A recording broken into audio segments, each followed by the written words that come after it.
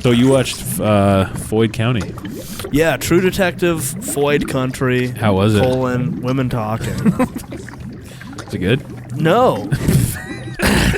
What? In a sort of shocking twist of fate, it's actually really bad. That was the season they took it away from Nick Pizza Pie, right? Yeah. Nick Pizza Pie.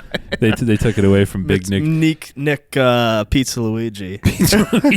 When I picture, I've never seen a picture of the guy, but when I imagine the creator and I see his name is Nick Pizza Luigi, I imagine he just looks like an old Rizzler.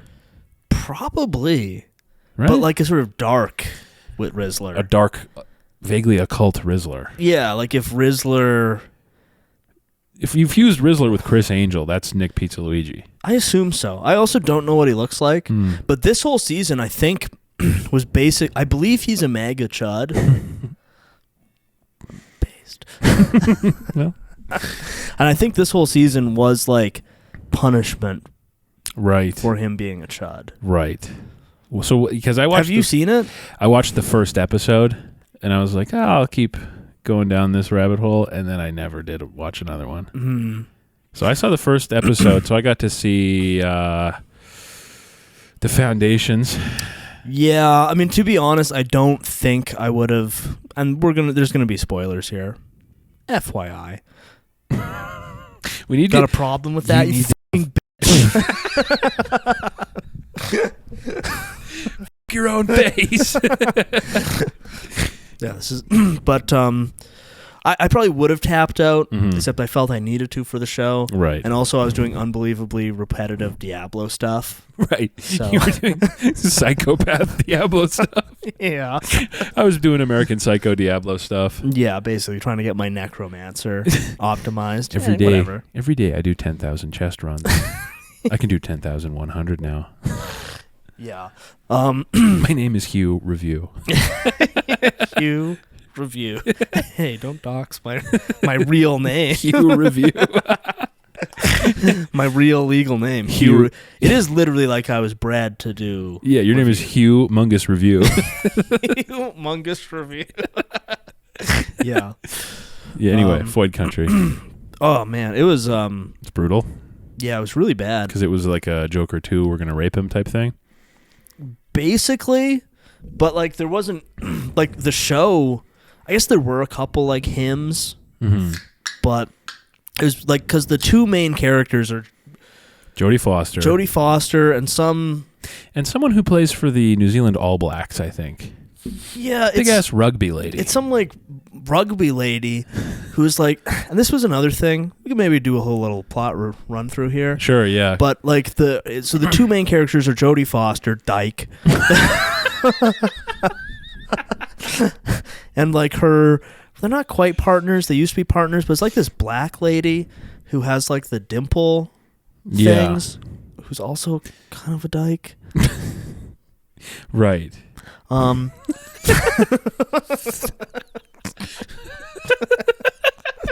Doing that.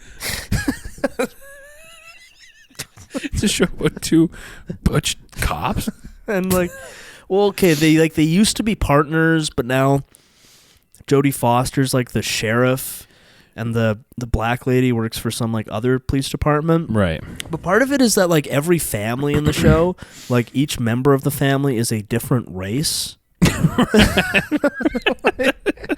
Right. So like the black lady has like a lot of it is sort of like native stuff, right? Right. So the black lady has like a native sister, but she's kind of like, well, you're clearly black.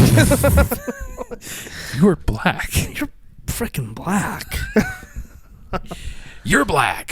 But like, so it opens the sort of sinister thing is there's some science project team.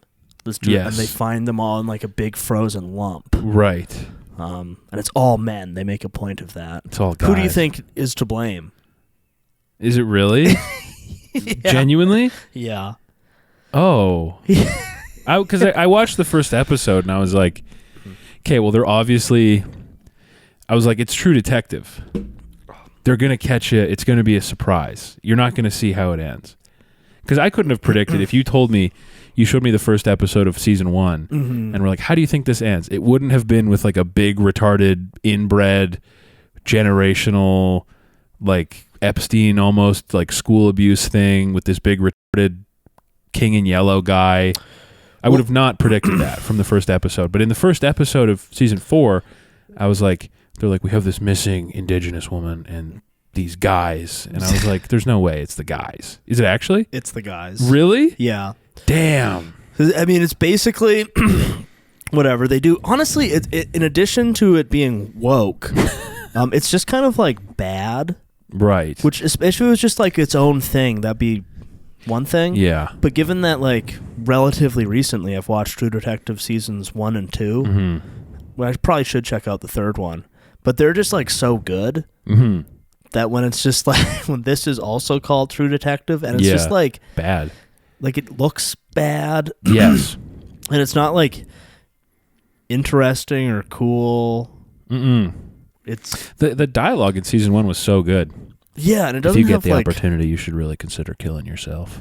any of that. No. So it's basically, if you take True Detective season 1 and you swap out every cool thing that Russ Cole does, Right.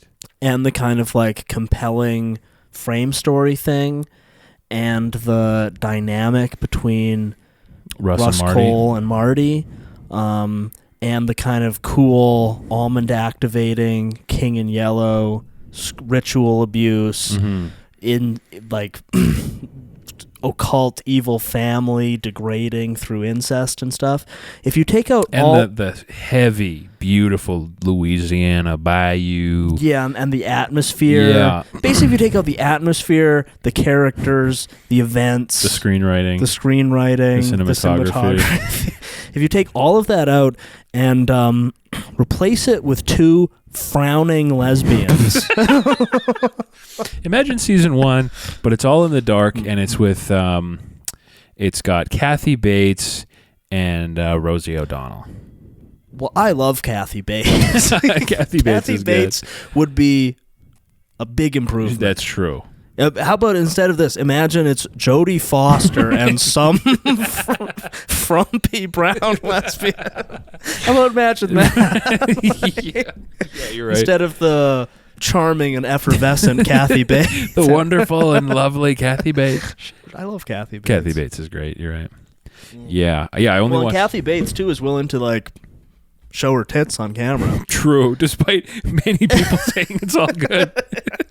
Which, Do you need me to show my breasts? because they have multiple sex scenes, because both of the lead characters are, like, clearly lesbians. Right. But they have like multiple sex scenes with men, but they're all the ones where like they're wearing like a sports bra, and it's kind of like the woman on top being like, "Well, I came, so now I'm leaving." It's like, okay, That's a win right there. yeah, with like the woman doing that. It's Yeah. like as she sort of like half rapes some befuddled cuck guy. Right. Anyway, but it's just like boring, and like I like the like the snow stuff, but it doesn't like really have any of that. Like there aren't really like striking vistas. No, that's Like- what I noticed from the first one, is that it had an interesting premise of like being in a place where it's dark for 6 months or whatever. Yeah, but they're just like in rooms. Yeah, it didn't seem to matter, and all it really seemed to do was like kind of jam up how you, the viewer, perceive how much time has passed. Yeah, Because I remember watching the first episode being like, is this the same night, or is this tomorrow, or is this in the morning? Like, what the fuck is happening? Because it's just Yeah. always dark. and like doing that's kind of cool. Like the It's neat. perpetual darkness. It's like cool. That's something like I can even kind of relate to that. Yeah. And especially like the full on one. It's like yeah, that would kind of fuck you up. 100%. But it doesn't really do anything interesting with that. And they're basically just inside the whole time, which I guess would make sense because it's Yeah. cold. Right. But it's like, okay. All right, yeah. So it's frowny lesbians frowning at each other in rooms. The scientist guys are all frozen. And then it's just like one of them's alive, and there's some like native chick who went missing years ago. who Right. The two were like working on the case of. And then Jodie Foster has like it's like her daughter is like Right. in or whatever. Right, yeah. But she's like She's a lesbian. True detective, les country. Basically. So it just like has all this like boring chatter, and then eventually it gets to like they have a weird kind of like protest scene that's supposed to be, I think, really epic because there's like this company that's like the mine or whatever that's been funding the scientists, and all of the pissed off badass cookums go up. I mean, we're gonna get back to that. To cookums? Oh yeah. Are we ever gonna get back to cookums here? But yeah, all like the locals have like a land back protest at the mine. Nice. Which is supposed to be like kind of the epic like climax.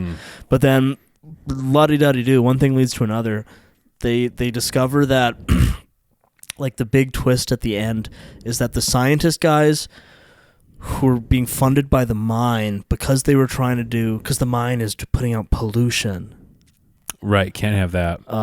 But they were trying to do some like science thing to uncover some big important like the thing microbe. Not even a name. It's like they were trying to study ancient microbes to cure all disease or something. Okay. But for reasons that it doesn't really explain, like it was basically they had told the mine people to intentionally put out more pollution to further melt the permafrost.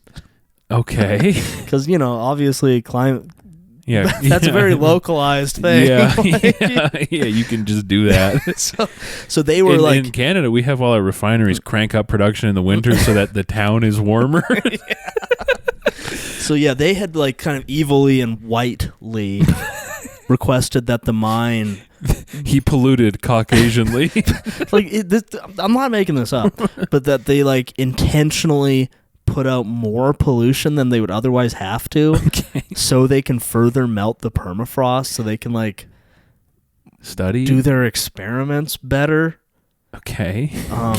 And like the native girl who'd gone missing years before, which like both of our lead detectives are like all busted up over. Right. She had been like dating one of the scientists. Okay. And had discovered their evil white pro-pollution agenda. Right.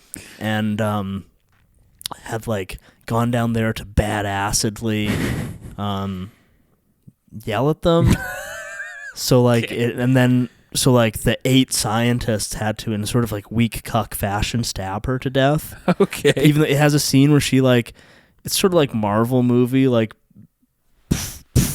beats up like 5 of them. Okay. Whoa. Okay. And they all have to pile on her to like stab her to death with like a pen or something. Oh, so my God. They killed her to protect their science. To be fair, I think that is fact checked by real Canadian patriots. It would take about 8 weak white guys to take down one pissed off auntie. But then, so then later, the way the scientists all got into like the ice polycule was somehow the pissed off badass local cookums found out what had happened.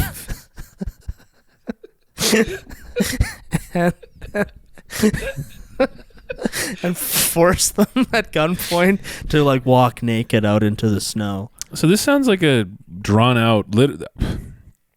Have you seen the movie Wind River? Yes. But Wind River is like quite good. Exactly. Is this just like basically the premise of Wind River stretched out? Pretty much, actually, yeah. Because it's like a snowy crime drama about a missing Indigenous woman. Yeah, who gets killed Caucasianly. But Wind River is actually quite good.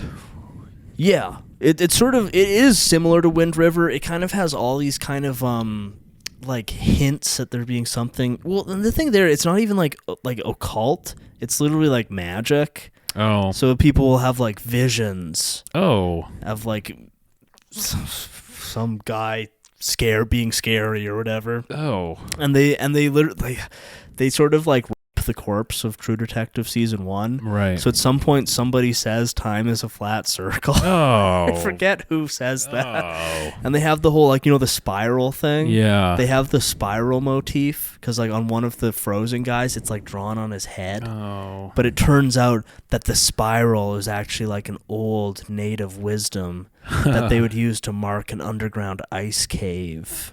An underground ice cave. Yeah. And that's where they killed the native chick, was in one of their underground ice caves that was, like, connected to their facility. So the badass Cookums put the spiral on his forehead. And I forget who said time is a flat circle, but at some point somebody just, like, said that. It was just like... Oh, boy. That sounds exhausting. It was, like, kind of shockingly bad.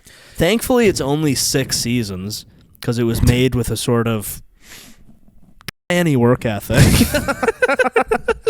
Because what's season 1? Like 8 episodes? I think more than 6. It's more than 6. I think it was like both 8 of them, or 10. I think both of them are 8 or 10. Yeah. Season 1 and 2. Homeland had a powerful 8 seasons of 12 episodes each. But, like, yeah, the first 2 seasons are so good. And it's fine if you want to make lesbian crime Woke detective. You want to or make... as I call it, woke detective. Wow, nice. It's fine if you want to do that, but it's weird to attach the True Detective, because it's just like that really is literally just like, well, that's punishment then. Yeah, and it kind of took the, like, True Detective. It's like that detective show that's got 2 detectives, and it's kind of like spooky. It's like, that's not really what it is at all. Yeah. It's like pretty consistently more about, like, an interesting cast of, like, 3D characters. Well, and the thing too with, like, True Detective, well, at least in both of the seasons I've watched, it's not actually a magical figure. No. And this one it isn't either, but it kind of has, like, these hallucination scenes, and, like, the black lady detective keeps having, like, visions because her, like, native sister killed herself or something. So it's got all this stuff about, like, I'm having visions and there's ghosts and stuff, and, like, the Cookums send her out, and they're like, well, if she wants to take them, she will. Like, and of course, the 2 badass lesbian detectives, they find out the Cookums did it, but then they let them go. Really? Yeah. Weird. Because it's so justified. Because it's so based. It sounds like you could get the same experience watching Wind River and watch, like, a much better movie. Well, because Wind River is good. And it has the Blade Runner. Because it has Blade Runner in it with, like, a badass, like, custom sniper shotgun. Yeah, he's custom sniper shotgun. He's chatting with the one famous native guy who's the police chief, who's like, we're overrun, we can't help nothing here. Yeah, that movie rules. John Bernthal's, like, evil guy and in the camp. Yeah, it has this, like, badass, like, sniper scene where he's sniping them with his long-range shotgun, and they're, like, flying like 20 feet backwards. It's his, like, Yeti hunting gun.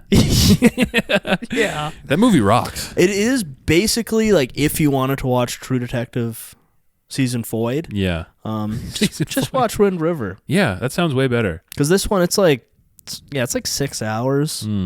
It's got Wind River's awesome. It's got, like, Elizabeth Olsen as, like, the idiot out-of-town FBI detective who doesn't know anything, and Blade Runner as who's, like, the expert, the kind of, like, the based Jeremy Renner style guy. He does exclusively play, like, a Jeremy Renner type character. Was that thing this week he called Ice on one of his co-stars? He threatened to on his Chinese co-star. What movie is that? I don't know, but I want to see it. Sounds awesome. Well, it was already big news. I was like, nice to see Jeremy Renner in something. Oh, yeah. Let's go. He Hyperboreanly recovered from a snowplow accident. The most Hyperborean of accidents. Hitting yourself with a truck. And then sort of like, he immediately returned to action. Had to work with one Chinese woman and said, I will call ice on you.